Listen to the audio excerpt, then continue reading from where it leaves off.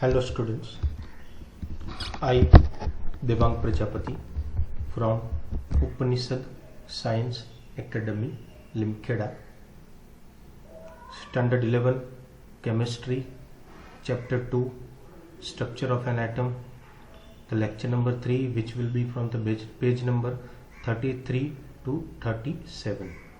So let's begin it.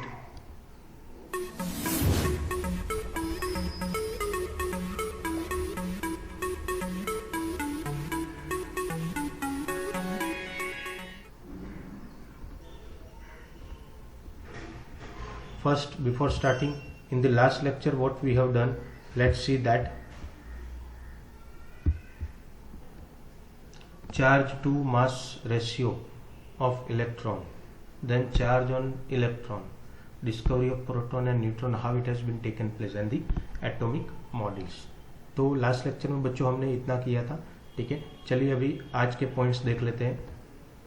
Points of this video means आज के video में हम क्या देखने वाले हैं, Thomson's atomic model, then Rutherford's atomic model, Z, A and isobars and isotopes.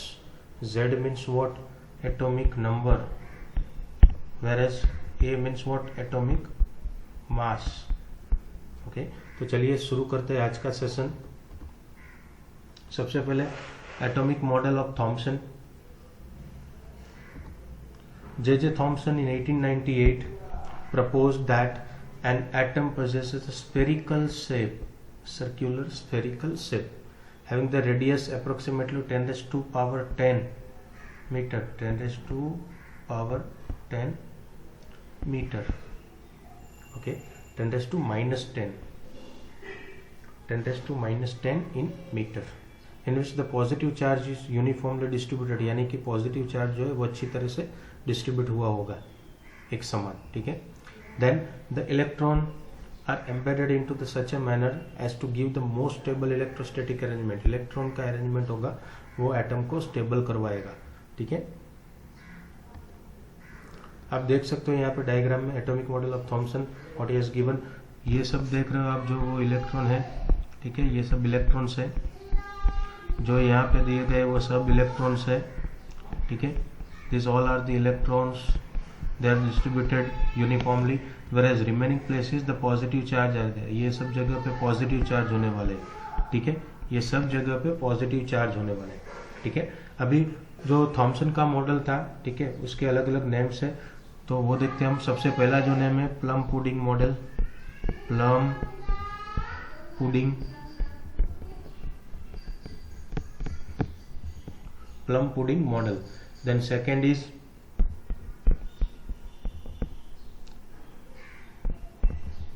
raisin pudding,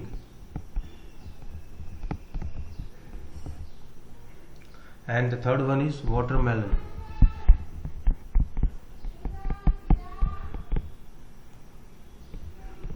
ठीक है। तो वो उसके अलग अलग नेम है, ठीक है, ये भी याद रखना है, कभी कभी ऐसे भी डायरेक्टली क्वेश्चन पूछ सकते हैं, ठीक है। Then Thomson was awarded Nobel Prize for the physics in 1906 for this theoretical and experimental investigation on, कौन से काम के लिए नोबेल प्राइज मिला हुआ है, ऐसा क्वेश्चन पूछते हैं तो क्या, for the conduction of electricity by the gases. Gases का कंडक्शन, गैस पास करके इलेक्ट्रिसिटी का प्रोडक्शन करते हैं, ठीक है, वो चीज पे उनको नोबेल प्राइज मिला हुआ है इन 1906 फिजिक्स के सब्जेक्ट में। Then the next model that is the Rutherford's nuclear model of atom। तो वो क्या है, चलिए वो देखते हैं। Rutherford and his students Hans Geiger and Ernest Marsden bombarded a very thin gold foil with the alpha particles, यानी कि गोल्ड की फॉइल ली हुई थी उन्होंने, ठीक है, जिसमें उन्होंने अल्फा पार्टिकल्स बम्बार्ड करवाया। उसके बाद Rutherford was famous for the alpha particle scattering experiment. इनका जो मॉडल है, ठीक है, वो फेमस हुआ है अल्फा पार्टिकल स्कैटरिंग एक्सपेरिमेंट से, तो वो हमें याद रखना है। अभी वो काम कैसे हुआ था, तो सबसे पहले देखो आप, गोल्ड की फॉइल ली हुई है, उसके पास यहाँ पे है all source of alpha particles as in radioactive materials like uranium, thorium, polonium,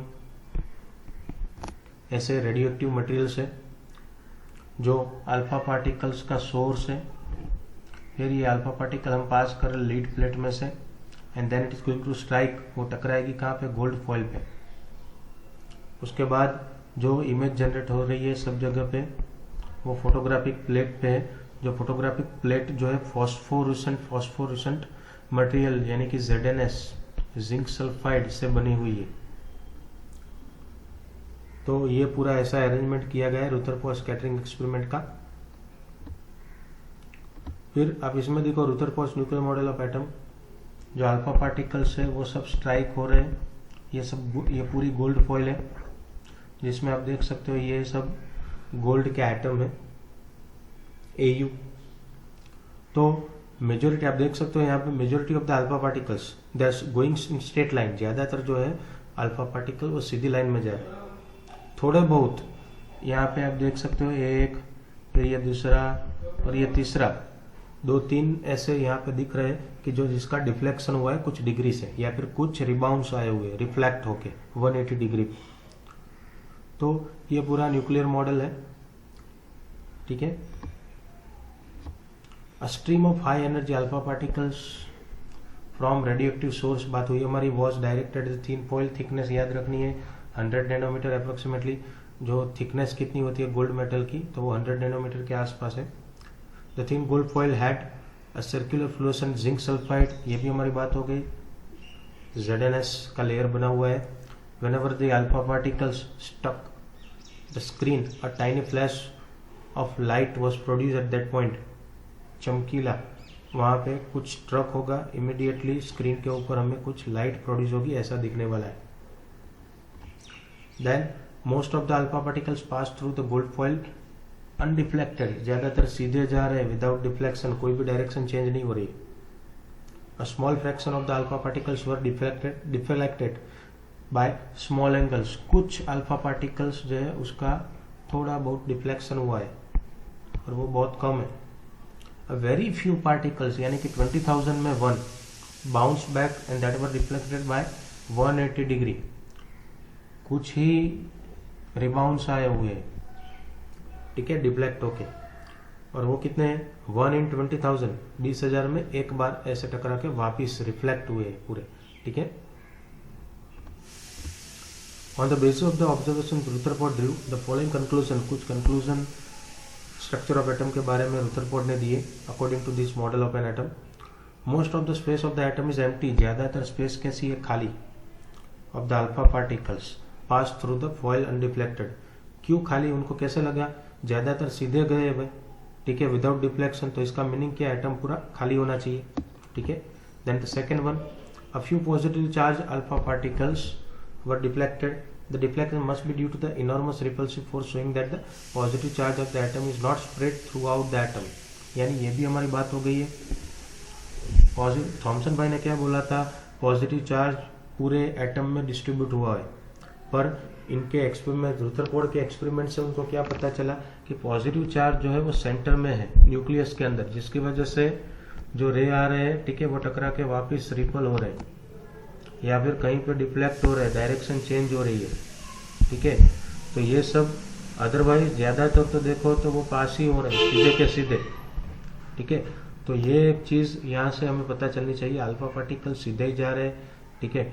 meaning क्या है उसका, तो पॉजिटिव चार्ज जो है सेंट्रली इन न्यूक्लियस होता है, उसकी वजह से वहां से रिपल्सन, क्योंकि अल्फा पार्टिकल का चार्ज भी पॉजिटिव रहता है, न्यूक्लियस का चार्ज भी पॉजिटिव रहता है, तो दोनों के बीच में रिपल्सन हो जाता है, पर वो बहुत कम जगह पे होता है, यानी एटम पूरा होलो है, ठीक है। Then calculations by the Rutherford showed that the volume occupied by the nucleus is negligible as small compare to the total volume of the atom, यानी एटम के कंपैरिजन में न्यूक्लियस का वॉल्यूम बहुत कम है। कितना है, रेडियस ऑफ एटम कितनी है, 10⁻⁻10 मीटर एटम की, और न्यूक्लियस की रेडियस कितनी है, 10⁻⁻15 मीटर। ये 1 मार्क के क्वेश्चन के लिए याद रखना है। For atom radius 10⁻10 metre, for nucleus radius 10⁻15 metre, okay. तो साइज आप देख सकते हो। In appreciate this difference in size by realising that in a cricket ball represents a nucleus, then the radius of atom would be about the 5 kilometer। On the basis of above observations and conclusions of Rutherford proposed the nuclear model of atom. ये सब जो conclusion थे, observation थे Rutherford के, उसके हिसाब से उन्होंने एक पूरा nuclear atom model, nuclear model of an atom प्रस्तावित किया। ठीक है, तो वो क्या है वो देखते हैं हम।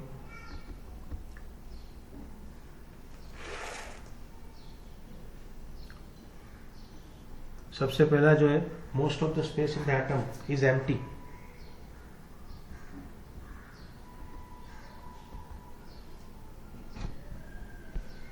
सबसे पहला क्या है, मेजॉरिटी ऑफ द जो स्पेस है, ठीक है, एटम के अंदर, वो कैसी है, एम्प्टी।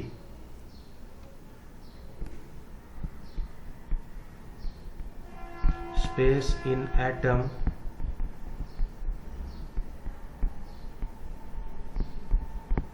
Is empty. रीजन क्या है हमें पता है, ज्यादातर अल्फा पार्टिकल सीधे चले गए, एक आध जो है वो रिबाउंस आया है, इसलिए हम बोल सकते हैं। ठीक है, then the second, a few positively charge alpha particles were deflected. थोड़े बहुत डिफ्लेक्टेड हुए थे, ये भी हमें बताया। The deflection must be due to the enormous repulsive force showing that the positive charge in the atom is not spread throughout the atom.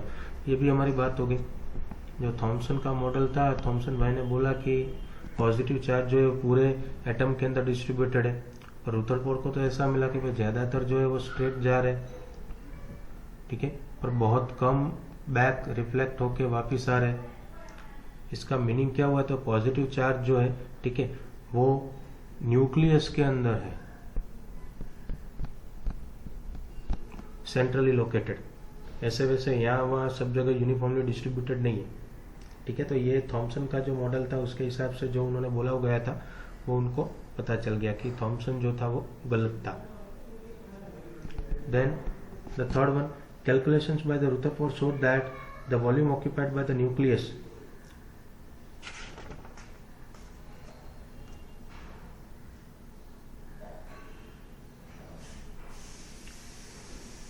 जो positive charge है वो न्यूक्लियस के अंदर है, फिर बाहर जो जगह है उसको हम क्या बोलते हैं, ऑर्बिट्स। और ऑर्बिट्स के अंदर क्या रहता है, इलेक्ट्रॉन जो घूमते रहते हैं। ठीक है,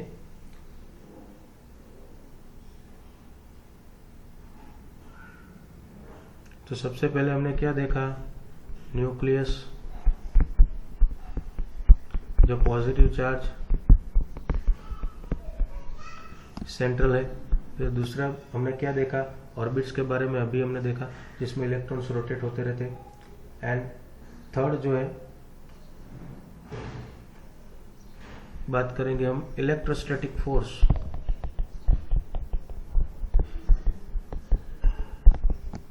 ये क्या है, तो जो सेंट्रली पॉजिटिव चार्ज है वो ये इलेक्ट्रॉन दोनों को एक दूसरे के साथ अट्रैक्ट होके वहीं पे रहने वाले। Electrons and the nucleus are held together by the electrostatic force of the attraction. तो ये है, Rutherford proposed the nuclear model of atom. According to this model, 1 to 3 matters. फिर अभी हम देखेंगे ड्रॉबैक्स ऑफ Rutherford मॉडल, यानी क्या problem थे Rutherford के मॉडल में, तो उसके बारे में हम बात करेंगे। तो सबसे पहले हम देख लेते हैं, एक फोर्स है इलेक्ट्रोस्टैटिक फोर्स। अभी हमारी बात हुई के Q1 Q2, उसका फॉर्मूला लिख रहा हूँ अपॉन r²। ठीक है, तो इसमें K क्या है, constant, Q1 Q2 they are the charges, F is force, R means radius means distance between both the charges, plus minus हो सपोज दोनों के बीच का डिस्टेंस। ऐसे ही दूसरा फॉर्मूला है हमारे पास, F is equal to G, जो आप पढ़ गए m1 m2 upon r²। Gravitational acceleration के लिए ये फॉर्मूला है, G gravitational universal gravitational constant, m1 m2 mass, r radius means distance between both the m1 and m2।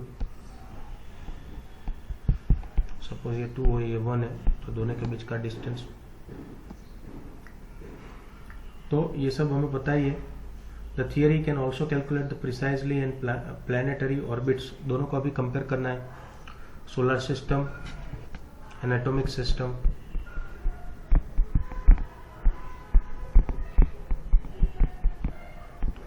तो इसमें क्या डिफरेंस है देखो, एटॉमिक सिस्टम में सेंटर में न्यूक्लियस है, सोलर सिस्टम में सेंटर में सन है। एटॉमिक सिस्टम में आप देखो तो इलेक्ट्रॉन्स वो ऑर्बिट में रोटेट करते रहते हैं, यहाँ पे प्लैनेट्स है, ठीक है, वो भी स्पेसिफिक ऑर्बिट में ही रोटेट कर रहे हैं। तो ये भी एक कंपैरिजन किया गया है, प्लैनेटरी मोशन। फिर बाद में जो ड्रॉबैक है वो बहुत एक सिंपल मैं आपको बोल रहा हूँ कि जो रुदरफोर्ड ने जो बात की थी, एटम है, ऑर्बिट में इलेक्ट्रॉन रोटेट करता है, तो उनके हिसाब से क्या था कि जो इलेक्ट्रॉन्स है वो धीरे धीरे धीरे धीरे धीरे धीरे करके सेंटर में आ जाने वाला है, घूम घूम के वो सेंटर में आ जाएगा, और जो पूरा एटम का स्ट्रक्चर वो श्रिंक हो जा रहा है। और इसका जो टाइम पीरियड भी दिया है उन्होंने 10⁻⁻8 सेकेंड, यानी इतनी सेकेंड में इलेक्ट्रॉन घूमता हुआ सेंटर में आ जाना है। तो ये एक चीज़ गलत थी, ठीक है, क्योंकि हमें आज पता है कि इलेक्ट्रॉन जो स्पेसिफिक ऑर्बिट में रोटेट करता ही रहता है, ऐसे अंदर नहीं आ रहा है। तो ये चीज़ जो थी वो उनका ड्रॉबैक्स है। So this are the drawbacks of the Rutherford model. फिर हम बात करें another serious drawback of the Rutherford model is that to says nothing about the electronic structure of atoms. Atom के स्ट्रक्चर के बारे में उन्होंने कुछ समझाया नहीं। फिर इलेक्ट्रॉनिक कॉन्फ़िगरेशन आपको याद हो, हम 281 28 ऐसे लिखते रहते हैं, तो इसके बारे में भी कुछ उन्होंने बोला नहीं है। तो ये सब उनके ड्रॉबैक्स थे। अब ये atomic number, okay, atomic number जिसका सिंबल क्या है, Z। तो एटॉमिक नंबर क्या है, प्रोटॉन और इलेक्ट्रॉन नंबर। कोई भी एटम में, कोई भी एटम उठा लो, उसमें number of protons and number of electrons दोनों में से कोई एक लेना है, और वो इक्वली रहते हैं, क्योंकि पॉजिटिव चार्ज और नेगेटिव चार्ज दोनों कोई भी एटम में इक्वल रहते हैं। तो उसको हम क्या बोलते हैं, एटॉमिक नंबर, जिसका सिंबल क्या है, Z। सो अभी उसके हम कुछ एग्जाम्पल देखेंगे एटॉमिक नंबर के, जैसे कि hydrogen atomic number 1, helium 2, lithium 3, beryllium 4, boron 5, carbon nitrogen, इसका शॉर्टकट है हा, ही, ली, बे, बो, का, ना, ओ, फ, नी, स, मे, ए, सी, प, स, ऐसे है। कार्बन नाइट्रोजन ऑक्सीजन फ्लोरीन, ये सब सीक्वेंस में 6 7 8 9 10 11 12 13 14 15 16 ऐसे आपको 121 से लेके 30 तक का याद रखना है। अगर ना पता हो तो उसका शॉर्टकट ऑलरेडी मैंने एक वीडियो के अंदर बनाया हुआ है। सो ये सब जो है वो एटॉमिक नंबर है। फिर दूसरी बात करें मास नंबर, और उसको न्यूक्लियॉन्स भी बोलते हैं। मास नंबर का सिंबल क्या है, तो मास नंबर का सिंबल है A। उसका फॉर्मूला लिख रहा हूँ, A = P+N, यानी प्रोटॉन और न्यूट्रॉन का एडिशन हमें करना है। तो चलिए वो करते हैं, कुछ एग्जाम्पल लेते हैं। सबसे पहले हाइड्रोजन, तो हाइड्रोजन में प्रोटॉन 1, न्यूट्रॉन नहीं रहता है, तो आंसर रहेगा 1। हीलियम की बात करें 2 + 2 करेंगे तो 4 हो जाएगा। लिथियम के बारे में 3 + 3, ज़्यादातर हम डबल ले लेते हैं, ठीक है, कुछ एक आध एग्जाम्पल ले रहे हैं। सोडियम का आंसर 23 आता है। 11 प्रोटॉन रहते हैं उसमें, 11 प्रोटॉन ठीक है, और 12 न्यूट्रॉन होते हैं, तो ऐसे करके वो 23 आता है, जिसको हम AMU लगाते हैं, atomic mass per unit. Already ये चैप्टर नंबर 1 में हम पढ़ गए। तो कोई भी एटम के अंदर का प्रोटॉन और न्यूट्रॉन का एडिशन करो तो आपको मास नंबर मिल जाने वाला है। फिर हम बात करेंगे आइसोबार्स एंड आइसोटॉप्स। तो सबसे पहले एक बात कर लेते हैं कि सपोज ये एक एटम को रिप्रेजेंट कैसे करते हैं। कभी कभी ऐसे यहाँ पे Z लिखते हैं और यहाँ पे A लिखते हैं। कभी देखोगे आप तो रिप्रेजेंट ऐसे किया गया है, Z यहाँ पे, A यहाँ पे, तो दोनों तरीके सही है। Z क्या है वो हमें पता है, एटॉमिक नंबर, और A क्या है, एटॉमिक मास या फिर मास नंबर। सो ये एक चीज हमें याद रखनी है।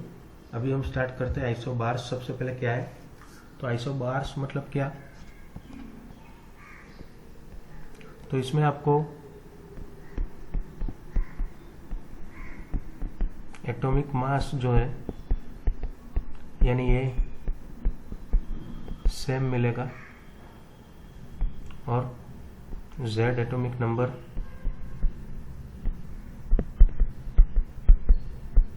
डिफरेंट, तो उसको हम आइसोबार्स बोलते हैं। उसके कुछ एग्जाम्पल लेते हैं। Carbon, nitrogen. कार्बन का अभी हमने नंबर देखा 6 नंबर, ये 7 नंबर, और इसका मास नंबर देखो तो 14, ये भी 14। तो आप देख सकते हो मास नंबर, एटॉमिक वेट जो है दोनों का 14 है। एटॉमिक नंबर देख लो, डिफरेंट, ये सेम। तो ये हो गया आइसोबार्स आपका। फिर दूसरी बात करेंगे हम आइसोटॉप्स के बारे में। आइसोटॉप्स में उल्टा कर देना है, Z सेम,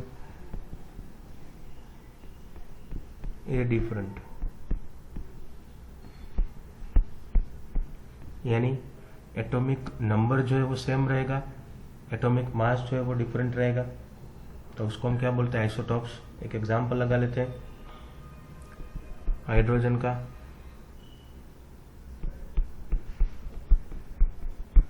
प्रोटियम, दूसरा हाइड्रोजन, ड्यूटेरियम,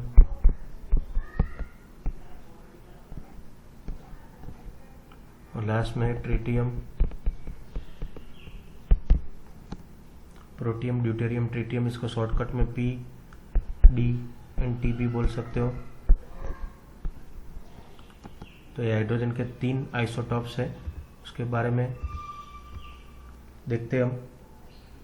तो हाइड्रोजन जो है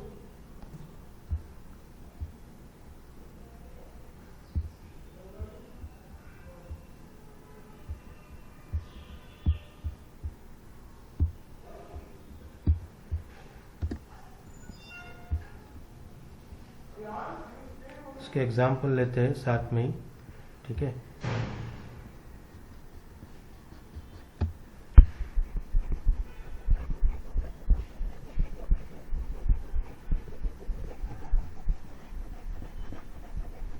atomic number same, mass number different.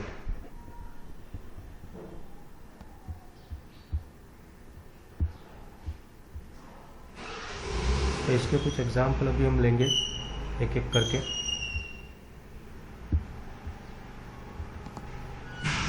सबसे पहले हाइड्रोजन के बारे में बात करेंगे। H यहाँ पे 1, इसका 1। दूसरा हाइड्रोजन 1, ये 2।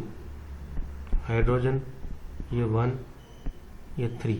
इसको प्रोटियम बोलते हैं, इसको ड्यूटेरियम बोलते हैं, इसमें ट्रिटियम। इसमें न्यूट्रॉन होगा n = 0, इसमें n = 1, इसमें n = 2। बाकी सब प्रोटॉन इलेक्ट्रॉन तो एक ही है, तो वो इक्वल है। तो ये हो गया isotopes of hydrogen, protium, deuterium and tritium. इसका प्रोपोर्शन हमें याद रखना है। प्रोटियम का अमाउंट होगा 99.985%, 99.985%, वेरएस ड्यूटेरियम का जो परसेंटेज है वो 0.015%, बाकी बचा वो ट्रिटियम का होगा। फिर ऐसे ही एक दूसरा एग्जाम्पल है हमारे पास आइसोटॉप्स के लिए, क्लोरीन के लिए। तो क्लोरीन 17, क्लोरीन 17, यहाँ पे ऊपर है 35, ये 37। तो इसके भी न्यूट्रॉन नंबर आप निकाल सकते हो अपने हिसाब से कैलकुलेशन करके। प्रोटॉन इलेक्ट्रॉन 17 है दोनों में, न्यूट्रॉन कितने है वो 37 माइनस 17 कर देना तो आपको मिल जाएंगे। वो कैसे कैलकुलेट करते हैं वो भी देख लेते हैं हम। कि सपोज आपको पता है कि प्रोटॉन इज इक्वल टू कितने दिए गए 17, तो हमारे पास फॉर्मूला है is equal to P plus N। A already आपके पास है कितना, सपोज कि 37 वाला ले रहे हैं हम, ठीक है। एंड P आपको पता है 17, न्यूट्रॉन ढूंढने हैं तो न्यूट्रॉन को सब्जेक्ट बना दो, N is equal to 37 minus 17 कर दो तो आपको आंसर मिलेगा 0 to 20 न्यूट्रॉन हो जाएंगे। तो ऐसा आप कैलकुलेशन कर सकते हो। देन कार्बन के भी है हमारे पास, कार्बन 6, कार्बन 6, कार्बन 16, ये 12, ये 13 एंड ये 14। तो इसके बारे में भी आप अपने हिसाब से कैलकुलेशन करके न्यूट्रॉन कितने हैं वो ढूंढ सकते हो। Okay, so this is what the आज का लेक्चर। कुछ भी डाउट हो तो कमेंट बॉक्स में जाके कमेंट करना है, ठीक है।